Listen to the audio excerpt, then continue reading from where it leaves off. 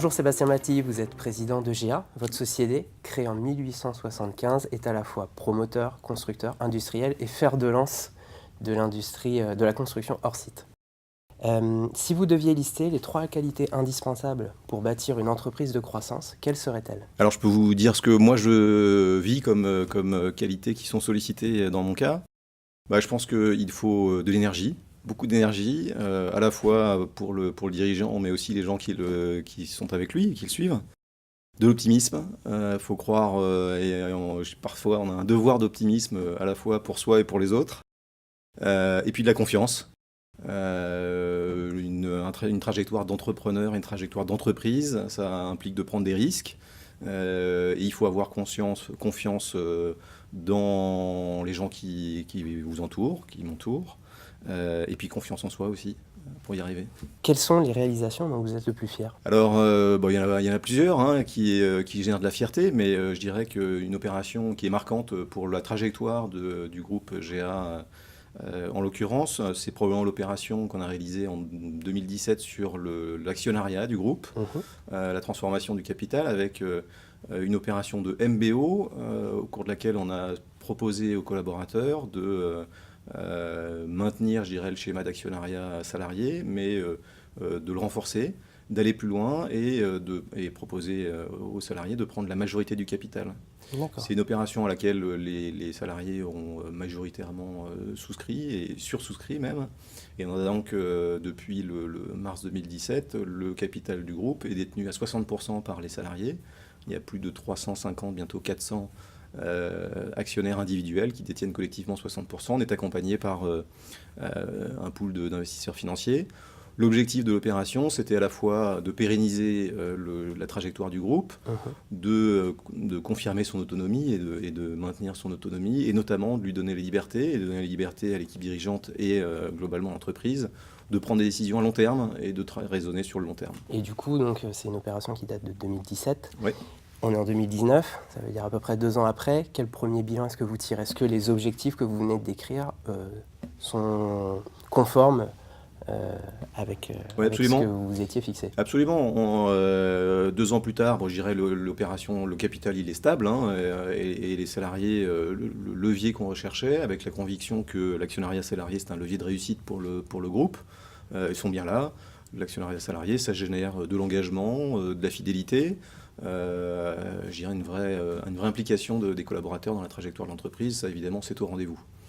Après, sur les choix qu'on a fait en termes de stratégie, on a pris des décisions importantes en termes de stratégie, notamment autour de la responsabilité de l'entreprise et de sa capacité et de son obligation à trouver des solutions pour limiter ses impacts négatifs. Je pense notamment aux impacts environnementaux. Et même avoir un impact positif. Et donc on a adopté ensemble une stratégie qui vise à donner à l'entreprise un impact positif dans ses projets et dans son rayonnement vers ses collaborateurs, ses actionnaires, ses partenaires, ses parties prenantes. D'accord. Au niveau du management, comment est-ce que vous avez adapté l'organisation pour accompagner la croissance de GA? Alors en termes de management, moi je fonctionne dans l'autonomie en fait, et les responsabilisations. Et pour ça, j'ai la conviction qu'il faut que les gens comprennent où on va. Et depuis que j'ai des responsabilités finalement et que j'exerce un management, j'ai la conviction qu'il faut expliquer quels sont les choix qui sont faits, dans quelle direction l'entreprise veut aller et comment individuellement chacun peut s'inscrire dans une trajectoire collective et l'impacter. Il y a une manière de l'exprimer qui est une anecdote qu'on raconte parfois de quelqu'un qui visite un chantier au Moyen-Âge et qui demande aux gens qui travaillent ce qu'ils font. Le premier dit « je casse des cailloux ». Le deuxième dit « je suis tailleur de pierre » et le troisième dit « nous bâtissons une cathédrale ». Voilà, donc mon ambition, c'est que tous ensemble, on ait bien la conscience de ce qu'on fait et que notre rôle, c'est pas de casser des cailloux, notre rôle, c'est de bâtir des cathédrales. Alors, outre des cathédrales, quels sont vos principaux relais de croissance, et donc notamment en termes de construction? Alors, on a entamé une diversification de nos activités. Il y a maintenant quelques années, l'activité principale de l'entreprise était tournée autour du tertiaire, majoritairement du bureau. On a élargi cette activité à d'autres segments. Je pense en particulier à la logistique, où on est de retour sur une logistique à valeur ajoutée, avec une première grosse référence qui est la plateforme réalisée à Brétigny-sur-Orge, qui est la plus grande plateforme logistique logistrielle de France. Pour Amazon? Donc la logistique, le secteur de l'hôtellerie, de la santé, les résidences gérées. Et puis récemment, on a intégré un acteur de la construction bois, au Savoie, qui fait maintenant partie, je dirais, de la panoplie constructive et de développement du groupe. Et donc on a une accélération de cette diversification au travers de cette intégration. C'est aussi le développement de nos modes constructifs et l'intégration du bois comme dans une mixité souhaitée des matériaux, bois, béton, métal, notamment dans une logique de maîtriser et de limiter notre empreinte carbone, et l'empreinte carbone de nos opérations notamment, et de rester dans une dynamique de développer des opérations exemplaires d'un point de vue impact environnemental et impact social et sociétal. Est-ce que vous avez une opération qui symbolise un petit peu tout ça? Oui, alors on a un projet qui n'est pas encore en réalisation, mais qu'on a remporté il y a peu de temps, qui est l'opération de la Cité universelle, le projet de la Cité universelle, qui est un projet qui nous a permis de remporter le concours de réinventer Paris 2 sur le site dit de la Marseillaise, à la porte de Pantin, face à la Philharmonie. C'est un projet qui est un projet d'envergure, dont on pense qu'il peut être l'emblème d'une transformation ou d'un modèle de développement immobilier tourné sur une société plus inclusive. Donc le principe de la Cité universelle, c'est une opération mixte en termes d'usage, qui regroupe à la fois un pôle sportif, des bureaux, un pôle santé et une zone d'accueil hôtelier. Et qui est tourné vers l'accessibilité universelle. Et donc prioritairement, mais pas que, vers les personnes en situation de handicap.